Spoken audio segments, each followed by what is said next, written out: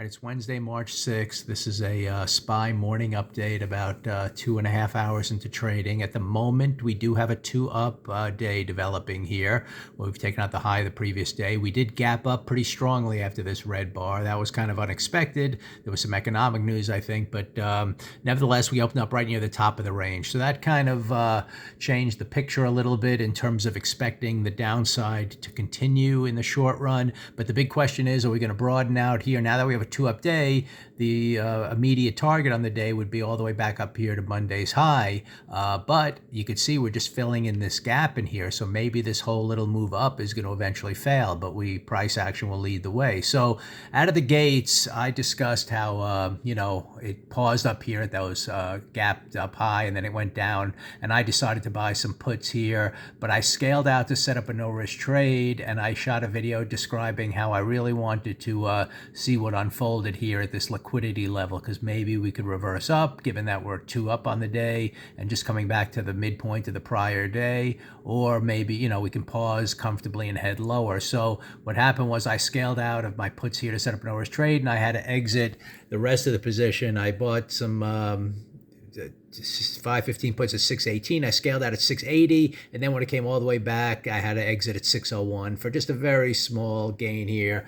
Once I started getting breaking above these two bar highs here and heading to the midpoint of the first bar. So now we break above the first bar high. That sets the structure of the day to the upside. We'll just have to see what unfolds here, in terms of how it reacts to either getting to its target up here or at some point maybe failing and continuing lower. But we know this green is the key level here to turn the monthly chart back to red. This is kind of the level we're really monitoring, and you can see here on the monthly chart we're back to green and heading higher. So you're with that at the moment. And in the weekly chart, we're still red on the week, and you came all the way down, and now we're trying to come all the way back and turn that green. We haven't done it yet. So it's kind of like a key little area here.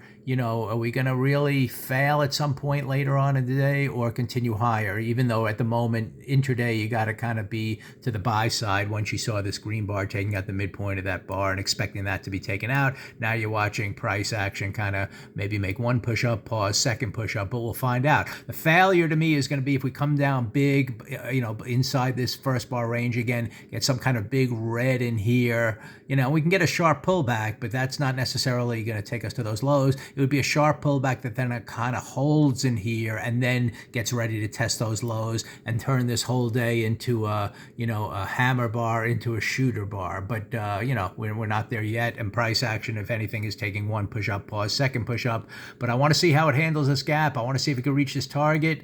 Back to the upside temporarily, but there's still that weekly chart is not turn to the upside yet, and if we can just get a push down below this green line, then we turn everything back to red. And this could be an exciting kind of trade here if we head up, can't hit our targets, and eventually get down. Maybe by the end of the week we resume that, and this is just one day. I discussed how after yesterday taking out some of these areas, we could be due for a little bit of consolidation. In this case, obviously there's a little more than that to the upside, but let's just see if it goes or if it fails. So I just wanted to kind of update the morning action on the SPY. Definitely up, continue to watch it, but any failure in here to reach a target, or since we filled in this gap, could be exciting to get back to the short side. So don't get fooled necessarily by this move up, but I'll respect it at the moment until things change.